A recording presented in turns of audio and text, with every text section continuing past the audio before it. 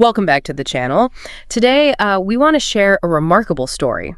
It's a story of revolution, a man who spent 27 years fighting for his country's freedom and then chose forgiveness over the hatred of war. He was known as Tata Mandela. A powerful figure, Nelson Mandela, absolutely. And today, we're taking a deep dive into his life. Exactly. Using historical documents, we'll try to understand the key moments, those turning points and the motivations that shaped his journey. I think it's so fascinating to look at a life that had such a huge global impact, and to really try and grasp what led to that influence. For sure. So let's start at the beginning. Rolihlahla. Okay, Rolihlahla. Now that name, in his Xhosa language, it means, get this, one who brings trouble on himself. Kind of ironic, huh? Wow, right from the start. He was born on July 18th, 1918. Imagine growing up in the village of Kwanu, nestled in the Transkei territory, surrounded by these rolling hills, covered in grass. Beautiful but rural. Very. And as the youngest, the only boy among 4 children, he was really involved in his family's daily life, tending cattle, sheep, even helping with plowing. So a real sense of responsibility from a young age. Definitely. And of course, there was time for play, too, soccer, learning to hunt with sticks, that kind of thing. A pretty typical childhood in that sense. But I think what's particularly interesting is his connection to his people's oral tradition. Oh, absolutely. Those stories were foundational. He loved listening to the elders, especially after the day's events were done. They would gather and recount their community's history. The history before the arrival of white Europeans, the conflicts that came after. And the stories of their land, their livestock being taken. These narratives, they really shaped his understanding of historical injustices. It's like those stories planted the seeds of his future activism. Totally. And his family background played a part too. Leadership was in his blood. In what way? Well, his father served as a chief counselor, and even further back, his great-grandfather had been a king. So he came from a lineage that was used to leading. Interesting. But a major turning point came when he was only 12. His father passed away. I can't imagine losing a parent that young. But his father, recognizing Rolihlahla's, intellectual curiosity, had arranged for him to be placed in the care of his uncle, a tribal chief. To ensure he would get a good education. Exactly. And he formed a really close bond with his cousin, Justice. They became like brothers. So family ties were clearly really important to him. Absolutely. But then his uncle, following tradition, arranged a marriage for him. The complexities of tradition. Right. But Rolihlahla, he had other plans. To avoid this marriage, he made a bold decision. He ran away to Johannesburg. Wow. So not just avoiding the marriage, but seeking a different path altogether. Exactly. He wanted to forge his own destiny, become a lawyer, and fight for his people's freedom. Ambitious. Oh, yeah. And it's around this time he takes on his European name, Nelson. Given to him by his father, so he carried both identities with him. He did. Now, Johannesburg, Egoli, the city of gold as it was known, was the economic powerhouse of South Africa. A melting pot of sorts. In a way, but for Black Africans, the reality was harsh. During the day, downtown was integrated. Everyone working together. But as night fell, the city became divided, white residents to the suburbs, Black Africans to the townships. A stark reminder of the segregation. And these townships weren't pleasant places. They were sprawling slums, tiny houses packed together, sometimes multiple families in one room. No running water, no electricity. I've read about the conditions. Disease was rampant. Crime, constant police presence, poverty, it was a daily struggle to survive. A far cry from the city of gold for them. Mandela arrived in Johannesburg as it was booming, filled with mine workers seeking opportunity, but also with more and more educated, politically aware Black individuals who were fed up with the racism all around them. It must have been a real awakening for him. Oh, it was. He struggled to pay rent, even for basic transportation.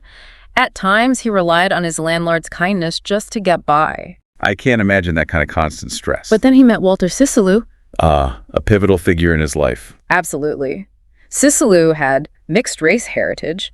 He'd faced discrimination firsthand, been fired from jobs for standing up for his rights, even imprisoned. He understood the system.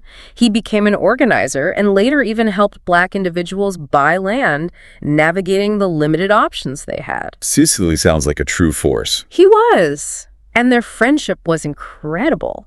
Sisulu was known for his generosity. He lent Mandela money for his graduation suit, even offered him a place to live. Real acts of solidarity. Laying the groundwork for their future activism. You got it.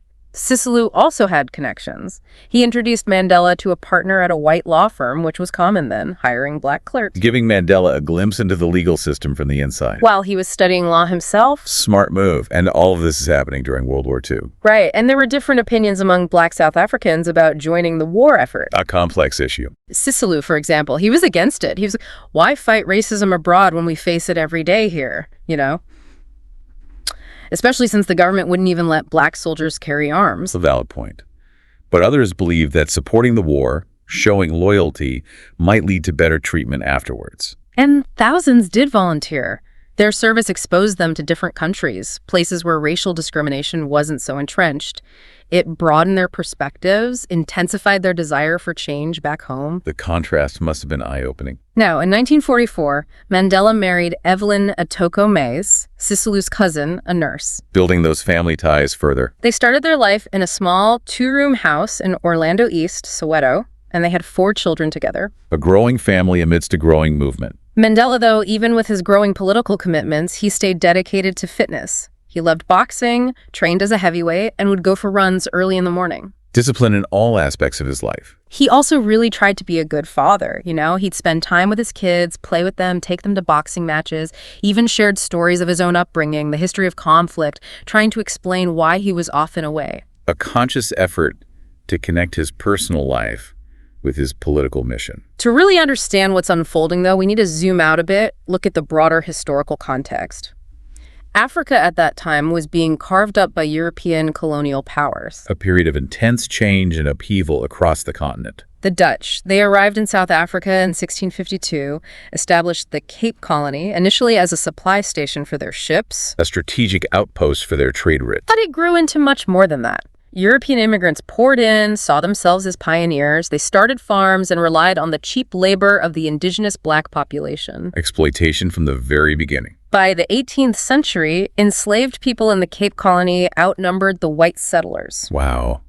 Those are staggering numbers. And then in 1806, Great Britain took control of the Cape from the Dutch and started implementing their own policies. A new power dynamic. The Dutch settlers, the Boers, which means farmers in Dutch, they resisted many of these policies, especially the abolition of slavery in the 1830s. They were deeply attached to that system. Even the compensation the British offered for the loss of their enslaved laborers, it wasn't enough. It just fueled resentment. And this resentment led to a major event. The Great Trek of 1836. Thousands of Boers, families, belongings, livestock, they all trekked inland to escape British rule. A mass migration. They wanted to preserve their way of life, which was rooted in white supremacy. This idea of the white man as master, the black man as servant, they saw it as God's will. A deeply ingrained belief system. The trek was dangerous. Many died from disease, hunger, exhaustion, and clashes with African tribes who already lived there, like the Zulu and the Xhosa. The Battle of Blood River is a particularly brutal example of these conflicts. Yeah, the Zulu kingdom, under leaders like Shaka, they were a powerful force. Their army was disciplined and effective. And the clashes between the Boers and the Zulus, they shaped the region's political landscape. A fight for dominance and survival. Despite all this, the Boers established 2 republics, Transvaal and the Orange Free State.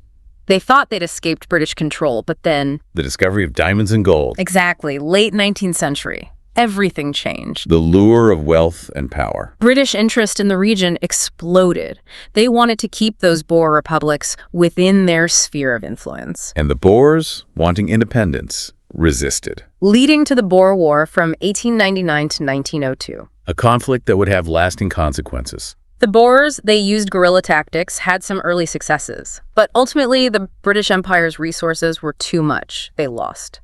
But the story doesn't end there. It doesn't. Because while the Boers lost the war, they gained a lot in the political settlement that followed. How so? In 1910, the Union of South Africa was formed. It was self-governing, but within the British Empire. And the new constitution. It gave all political power to the white minority.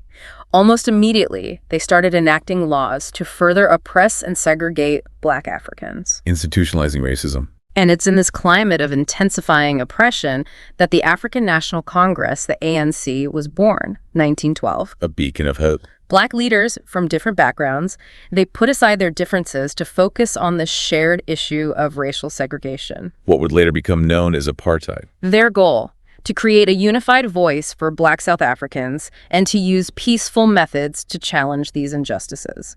So a commitment to nonviolence from the start. In the beginning, yes. They organized protests, like the one in 1919 against past laws in Johannesburg. Thousands participated. But these efforts, they were always met with more repression, police brutality. A frustrating cycle. After decades of negotiation, peaceful protests, very little had changed.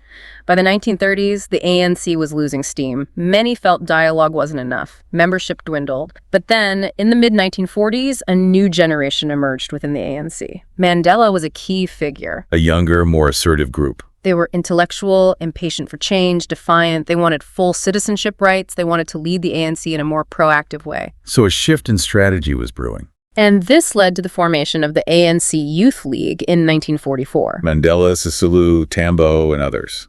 They believed in nonviolence, but they wanted to push the boundaries.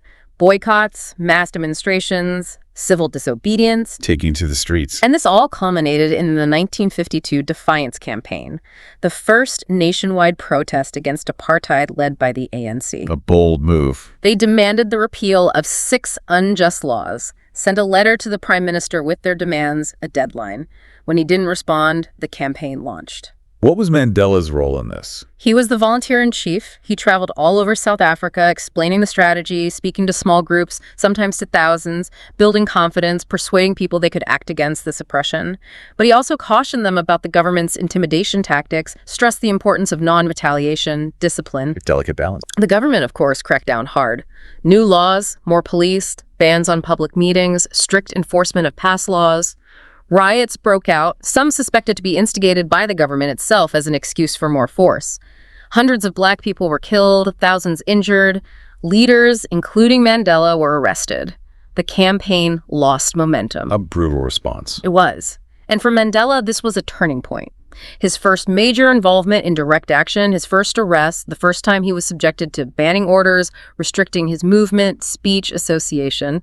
But as he later said, the organized struggle had truly begun. There was no turning back. After this, in 1953, the ANC, working with other groups, organized the Congress of the People. Their goal was ambitious, to create a Bill of Rights for all South Africans, regardless of race. An inspiring goal. And from that came the Freedom Charter. A powerful document. It started with this powerful statement. South Africa belongs to all who live in it, Black and white. No government could claim authority unless it was based on the will of all the people. The charter outlined principles of equal rights, land redistribution, equal opportunities. A vision for a just and equitable society. Through all of this, Mandela continued his legal practice, but his political involvement grew.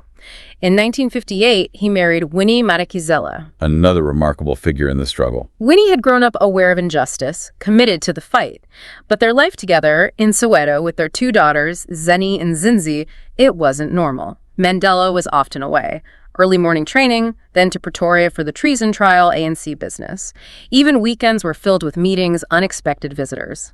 Winnie, though, she managed to create a sense of home amidst the chaos. She was known for her hospitality. A strong woman holding down the fort. Meanwhile, the government's policies were getting worse. The creation of homelands for Black South Africans was a cruel attempt to strip them of their citizenship, force them into impoverished rural areas, and divide them. A calculated move to weaken their resistance. Afrikaners also started changing their views on Black education. They said that giving Black children the same quality education as white children was setting them up for disappointment, leading to unrest. So they purposely made the curriculum for Black schools inferior, reinforcing this idea of Black inferiority, limiting their opportunities. A deliberate attempt to keep them down. And facing this increasing oppression, the government's stubbornness, many Black South Africans started questioning the ANC's nonviolent approach. The doubts began to creep in. They respected the principles, but were these methods really working against such a brutal system? This disillusionment, especially among young people in the townships, it created space for new voices, new strategies. And that led to a significant split within the ANC. In 1959, Robert Sobukwe formed the Pan-African Congress, the PANAC. He wanted a purely Africanist movement, no white involvement. He argued that true racial equality had to come first.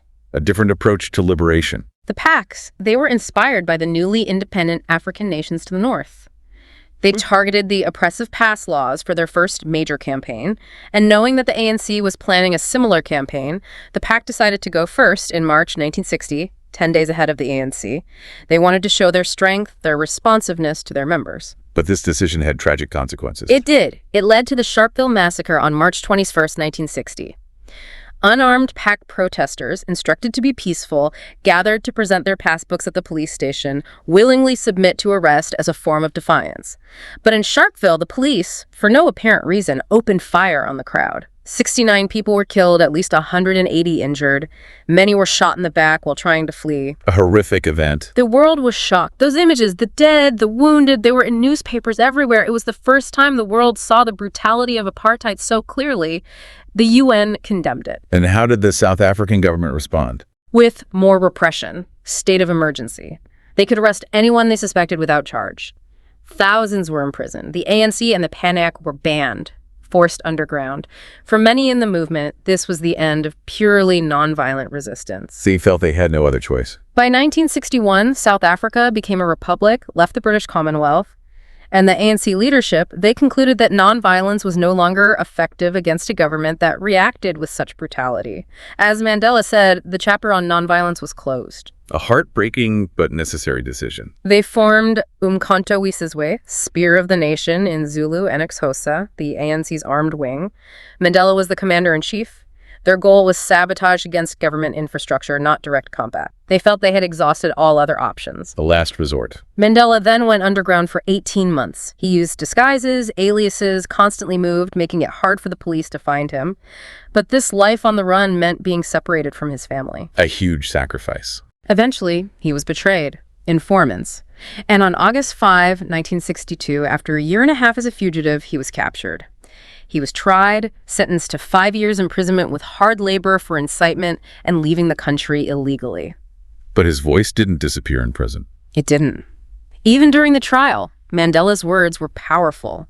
He explained the ANC's turn to armed struggle, emphasized that it wasn't about wanting violence, but about responding to years of oppression. He challenged the racist arguments against black enfranchisement, against equal education, exposing the injustice of apartheid. A powerful voice of dissent. His words painted a vivid picture of the lack of human dignity black South Africans experienced under white rule.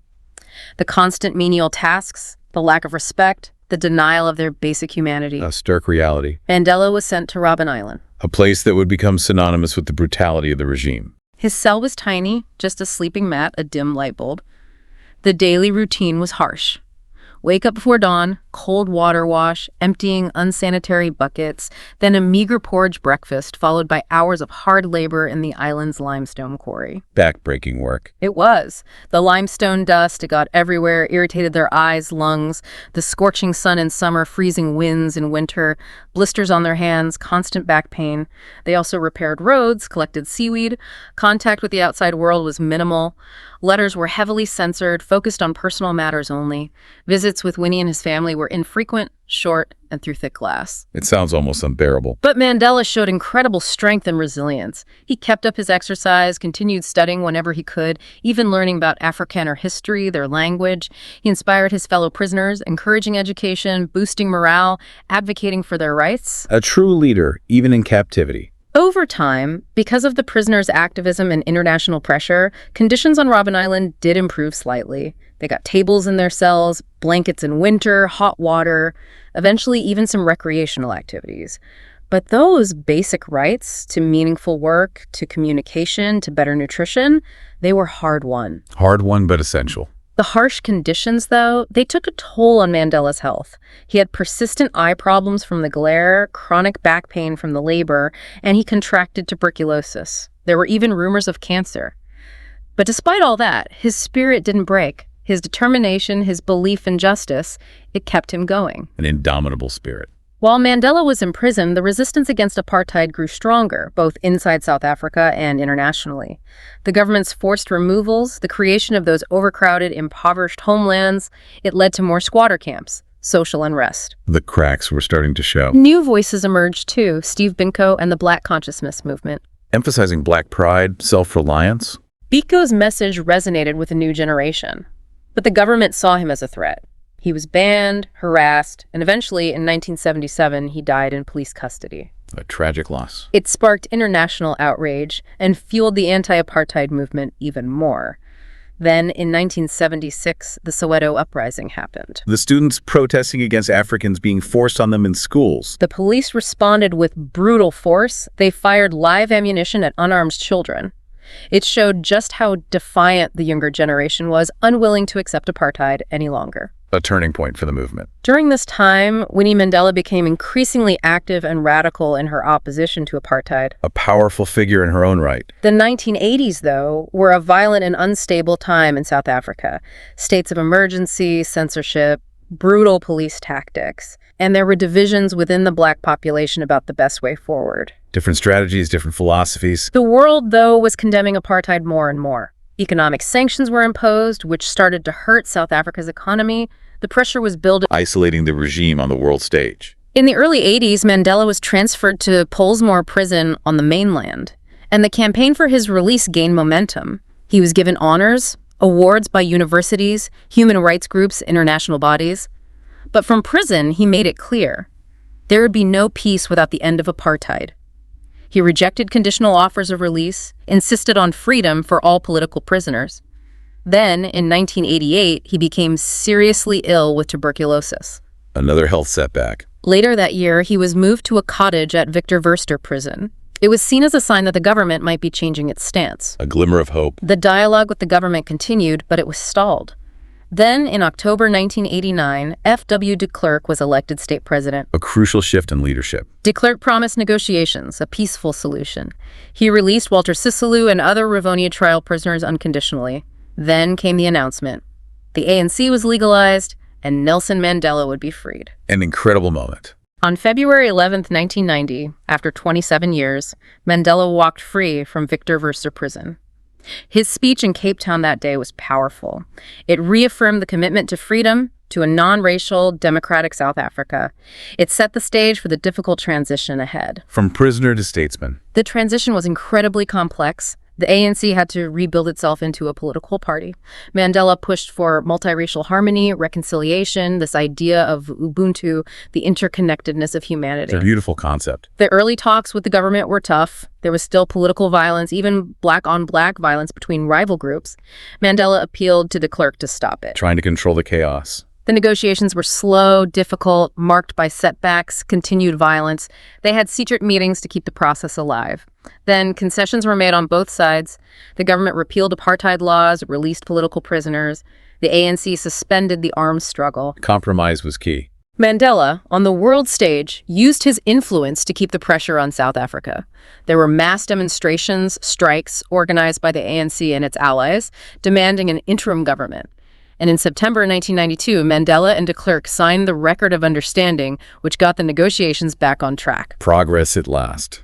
Even when Chris Hani, a popular anti-apartheid leader, was assassinated in 1993, Mandela's plea for calm kept the process from derailing. It was a unifying force. Then, in April 1994, South Africa held its first democratic, multiracial elections. Mandela and the ANC won a landslide victory. The end of apartheid. On May 10, 1994, Mandela was inaugurated as South Africa's first black president. A truly historic moment. As president, Mandela focused on national unity, reconciliation. His embrace of the Springboks rugby team during the 1995 World Cup, a symbol of the white minority, was a powerful gesture. The symbol of healing. He remained dedicated to serving his country, even with the challenges of poverty, inequality, crime. He continued his work through things like the Nelson Mandela Children's Fund, focused on helping children. Robben Island, that symbol of oppression, became a museum, a UNESCO World Heritage Site. Turning a place of pain into a place of remembrance. The Truth and Reconciliation Commission was established, a way to address the atrocities of apartheid. It was complex, controversial, but it allowed victims and perpetrators to share their stories, to heal. Even Winnie Mandela gave testimony, highlighting the deep wounds left by years of conflict. So as we end this deep dive into Nelson Mandela's life, a man who embodied resilience, a commitment to justice and forgiveness, we want to ask you, what part of his story resonates with you most? What lesson can we learn from his dedication to a just and equitable world? And if you found this exploration of Tata Mandela's life and his fight for freedom insightful, don't forget to subscribe to our channel for more deep dives into the stories that shape our world. We'll see you next time. See you then.